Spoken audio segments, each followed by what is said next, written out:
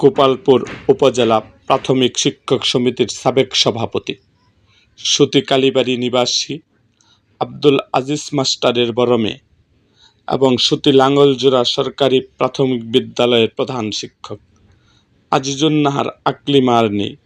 ইন্না লিল্লাহি ওয়া ইন্না ইলাইহি রাজিউন। আজ বুধবার 17 জুন বেলা 3টায় তিনি শেষ নিঃশ্বাস ত্যাগ করেন। তিনি দীর্ঘদিন ধরে কিডনিজনিত রোগে ভুগছিলেন। তার মৃত্যুতে শিক্ষক সমাজসহ এলাকায় সুখের ছায়া নেমে এসেছে। মহান আল্লাহ রাব্বুল আলামিন তাকে জান্নাতুল ফেরদাউস দান করুন।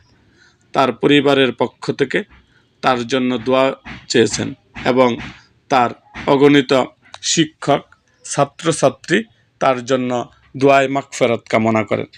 এরকম আরও ভিডিও পেতে আমাদের মুক্তাগাছার ইতিহাস মিডিয়া ইউটিউব চ্যানেলটিকে সাবস্ক্রাইব করুন এবং পাশে থাকা বেল আইকনটি বাজিয়ে দিন।